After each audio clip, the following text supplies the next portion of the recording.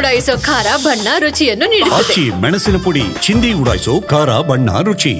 So ಹೀಗೆ ಮಂಗಳೂರಿನಲ್ಲಿ Muslim ಯುವಕನ ಕೊಲೆ ಪ್ರಕರಣದ ಬಗ್ಗೆ ಸಾಕಷ್ಟು ಒಂದು ಕೋಲಾಹಲ ಕೂಡ ಏರ್ಪಟ್ಟಿದೆ. ಜೊತೆಗೆ ಈಗ ಇದರ ಒಂದು ತನಿಖೆ ಕೂಡ ನಡೀತಾ ಇದೆ, ತೀವ್ರವಾಗಿದೆ. ಈಗ ಇತ್ತ ಮುಸ್ಲಿಂ ಮುಖಂಡರು ಸರ್ಕಾರದ ವಿರುದ್ಧ ಆಕ್ರೋಶವನ್ನು ಹೊರಗಡೆ ಹಾಕ್ತಾ ಇದ್ದಾರೆ. ಕಾಂಗ್ರೆಸ್ನಲ್ಲಿದ್ದ ಕೆಲ ಮುಖಂಡರು ರಾಜೀನಾಮೆ ನೀಡಿ ತಮ್ಮ ಸಿಟ್ಟನ್ನು ಕೂಡ ವ್ಯಕ್ತಪಡಿಸಿದ್ರು. ಏನಾಗಿದೆ ಎಕ್ಸಾಕ್ಟ್ ಆಗಿ ಮಂಗಳೂರಿನಲ್ಲಿ ನಡೀತಾ ಇದೆ ಬನ್ನಿ ನೋಡೋಣ.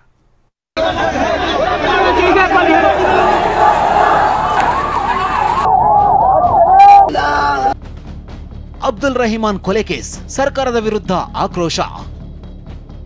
ಕಾಂಗ್ರೆಸ್ ಪಕ್ಷ ಮುಸ್ಲಿಂ ಘಟಕದ ಹುದ್ದೆಗಳಿಗೆ ಸಾಮೂಹಿಕ ರಾಜೀನಾಮೆ. ಅಬ್ದುಲ್ ರಹಿಮಾನ್ ಕೊಲೆ ಪ್ರಕರಣ ದಕ್ಷಿಣ ಕನ್ನಡ ಜಿಲ್ಲೆಯಲ್ಲಿ ಮತ್ತೆ ಶಾಂತಿ ಕದಡುವಂತೆ ಮಾಡಿದೆ. ಜಿಲ್ಲೆಯಾದ್ಯಂತ ಬೂದಿ ಮುಚ್ಚಿದ ಕೆಂಡದಂತ ಸ್ಥಿತಿ ಇದೆ.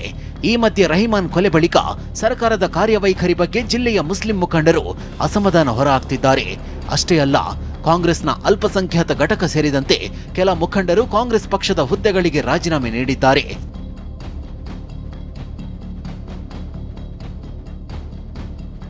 ದಕ್ಷಿಣ ಕನ್ನಡ ಜಿಲ್ಲಾ ಕಾಂಗ್ರೆಸ್ ಉಪಾಧ್ಯಕ್ಷ ಕೆ ಅಶ್ರಫ್, ಪಾಣೆಮಂಗಳೂರು ಬ್ಲಾಕ್ ಕಾಂಗ್ರೆಸ್ ಅಲ್ಪಸಂಖ್ಯಾತ ಘಟಕದ ಅಧ್ಯಕ್ಷ ಉಬೈದುಲ್ಲಾ ಕೊಳಕೆ, ಬೆಳ್ತಂಗಡಿ ವಿಧಾನಸಭಾ ಕ್ಷೇತ್ರದ ಎನ್ಎಸ್ಯುಐ ಉಪಾಧ್ಯಕ್ಷ ಸಲ್ಮಾನ್ ಫಾರಿಶ್, ವಿಟ್ಲದ ಯುವ ಕಾಂಗ್ರೆಸ್ ಅಧ್ಯಕ್ಷ ಸಮದ್, ಬೆಳ್ತಂಗಡಿ ನಗರ ಬ್ಲಾಕ್ ಯುವ ಕಾಂಗ್ರೆಸ್ ಅಧ್ಯಕ್ಷ ಅನ್ಸಾಬ್ ಖರಾಯ ಸೇರಿದಂತೆ 15ಕ್ಕೂ ಹೆಚ್ಚು ಮಂದಿ ಕಾಂಗ್ರೆಸ್ಗೆ ರಾಜೀನಾಮೆ ಸಲ್ಲಿಸಿದ್ದಾರೆ. ರಹಿಮಾನ್ ಸಾವಿಗೆ ನ್ಯಾಯ ಸಿಗುವವರೆಗೂ ಪಕ್ಷದ ಯಾವುದೇ ಚಟುವಟಿಕೆಯಲ್ಲಿ ಭಾಗಿಯಾಗಲ್ಲ ಅಂತ ಹೇಳಿದ್ದಾರೆ.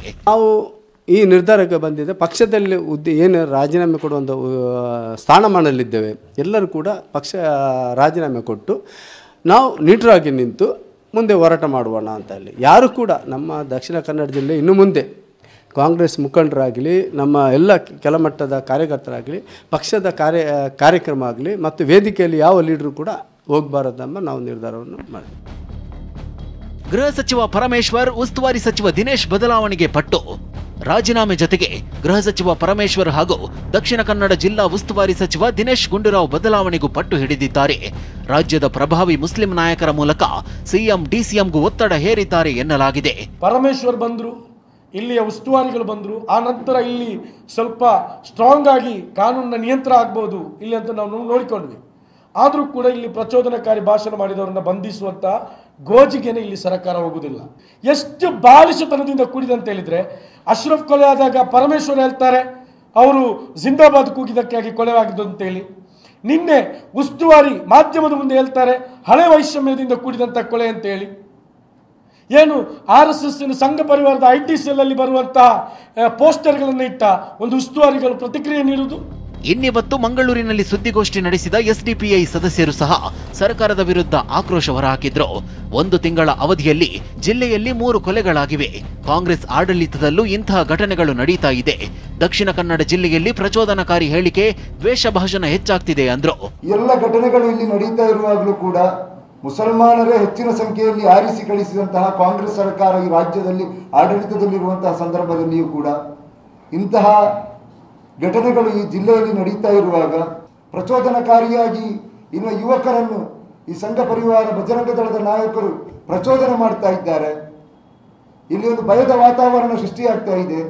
ಪ್ರಕರಣದ ಕುರಿತು ಮಾತನಾಡಿರುವ ಸಚಿವ ದಿನೇಶ್ ಗುಂಡೂರಾವ್, ಮುಸ್ಲಿಮರನ್ನ ಟಾರ್ಗೆಟ್ ಮಾಡುವುದೇ ಕೆಲವರ ಕೆಲಸ ಆಗಿದೆ, ಬಿಜೆಪಿಯವರದ್ದು ತೀವ್ರಗಾಮಿ ಮನಸ್ಥಿತಿಯಾಗಿದೆ ಅಂತ ಆರೋಪಿಸಿದ್ದಾರೆ. ಇನ್ನು ಗೃಹ ಸಚಿವ ಪರಮೇಶ್ವರ್, ಪ್ರತಿ ಬಾರಿ ಈ ರೀತಿಯಾದ್ರೆ ಕಣ್ಣು ಮುಚ್ಚಿ ಕೂರಲು ಆಗಲ್ಲ, ಸರ್ಕಾರ ಇಂಥ ಘಟನೆಗಳನ್ನ ಹತ್ತಿಕ್ಕಲಿದೆ ಎಂದಿದ್ದಾರೆ. ರವಿಕುಮಾರ್ ಯಾವ ತರ ಮಾತಾಡೋದು ಮತ್ತು ವಿಜಯ್ ಶಾ ಯಾವ ತರ ಮಾತಾಡೋದು, ಇದೆಲ್ಲ ಏನು ತೋರಿಸುತ್ತೆ ಹೇಳಿದ್ರೆ, ಮುಸಲ್ಮಾನರು ಅಂತ ಹೇಳಿದ ತಕ್ಷಣ ಅವರು ಒಂದು ರೀತಿ ಪಾಕಿಸ್ತಾನಿ, ಅವರಿದ್ದು ಈ ದೇಶ ಎಲ್ರಿಗೂ ಸೇರಿರ್ತಕ್ಕಂಥದ್ದು ನಮ್ಮ ಸಂವಿಧಾನದಲ್ಲಿದೆ, ಅದರಲ್ಲಿ ನಂಬಿಕೆ ಇಲ್ಲ ಅವರಿಗೆ.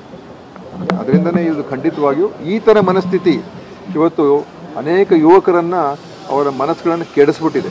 ಮಂಗಳೂರಲ್ಲಿ ಏನು ಘಟನೆ ನಡೆದಿದೆ ಅದರ ಬಗ್ಗೆ ಭಾಳ ಗಂಭೀರವಾಗಿ ಸರ್ಕಾರ ತೆಗೆದುಕೊಂಡಿದೆ. ಯಾವುದೇ ಮುಲಾಜಿಲ್ಲದೆ ಯಾರನ್ನೋ ಹೊರತುಪಡಿಸದೆ ನಾವು ಕ್ರಮ ತಗೊಳ್ತೇವೆ. ಯಾಕೆಂದರೆ ಪ್ರತಿ ಸಾರಿನೂ ಕೂಡ ಈ ರೀತಿ ಆಗ್ತಾ ಇದ್ದರೆ ನಾವು ಕಣ್ಮುಚ್ಕೊಂಡು ಸುಮ್ಮನೆ ಕೂರೋದಕ್ಕಾಗೋದಿಲ್ಲ. ಕಾನೂನನ್ನು ಇನ್ನೂ ಎಷ್ಟು ಬಿಗಿ ಮಾಡಬೇಕೋ ಅದನ್ನು ಖಂಡಿತವಾಗಿ ಮಾಡ್ತೀವಿ. ಯಾರನ್ನು ಮುಲಾಜಿಟ್ಕೊಳ್ಳೋದಿಲ್ಲ ನಾವು. ಇನ್ನು ರಹಿಮಾನ್ ಹತ್ಯೆ ಪ್ರಕರಣದ ತನಿಖೆಯನ್ನ ಪೊಲೀಸರು ಚುರುಕುಗೊಳಿಸಿದ್ದಾರೆ. ದಾಳಿ ವೇಳೆ ಗಾಯಗೊಂಡಿರುವ ಕಲಂದರ್ ಶಾಫಿ ನೀಡಿದ ಮಾಹಿತಿ ಆಧರಿಸಿ ತನಿಖೆ ನಡೆಸುತ್ತಿದ್ದಾರೆ. ಈ ವೇಳೆ ರಹಿಮಾನ್ ಮೇಲೆ 6 ಜನರ ತಂಡ ದಾಳಿ ನಡೆಸಿದ್ದು ಗೊತ್ತಾಗಿದೆ. ಸದ್ಯ ದೀಪಕ್ ಸೇರಿ 3ರನ್ನ ಪೊಲೀಸರು ವಶಕ್ಕೆ ಪಡೆದಿದ್ದಾರೆ. ಉಳಿದ ಆರೋಪಿಗಳಿಗಾಗಿ ಶೋಧ ನಡೆಸಲಾಗುತ್ತಿದೆ. ಅಲ್ಲದೆ ನಾಳೆ ಸಂಜೆ 6 ಗಂಟೆವರೆಗೂ ಜಿಲ್ಲೆಯಲ್ಲಿ ನಿಷೇಧಾಜ್ಞೆ ಇರಲಿದೆ. ಈ ಮಧ್ಯೆ ನಿನ್ನೆ ರಹಿಮಾನ್ ಶವಯಾತ್ರೆಯ ವೇಳೆ ಯುವಕರ ಗುಂಪು ದಾಂಧಲೆ ಮಾಡಿರುವ ವಿಡಿಯೋ ವೈರಲ್ ಆಗಿದೆ. ಮೃತದೇಹದ ಮೆರವಣಿಗೆಗೂ ಮುನ್ನ ಯುವಕರ ಗುಂಪೊಂದು ತೆರೆದಿದ್ದ ಅಂಗಡಿಗಳನ್ನೇ ಟಾರ್ಗೆಟ್ ಮಾಡಿ ಬಂದ್ ಮಾಡಿಸಿದ್ದಾರೆ. ತುಂಬೆ ಬಳಿಯ ಅಲ್ಯೂಮಿನಿಯಂ ಅಂಗಡಿ ಬಂದ್ ಮಾಡಿ ಕಾರ್ಮಿಕನ ಮೇಲೆ ಹಲ್ಲೆಗೂ ಯತ್ನಿಸಿದ್ದಾರೆ. ಈ ವೇಳೆ ಪೊಲೀಸರು ಸೈರನ್ ಹಾಕಿ ದಾಳಿ ನಡೆಯೋದನ್ನ ತಡೆದಿದ್ರು. ಪೃಥ್ವಿರಾಜ್, ಅಶೋಕ್ ಜೊತೆ ಸೂರಜ್ ಉತ್ತರೆ, TV9 ಮಂಗಳೂರು.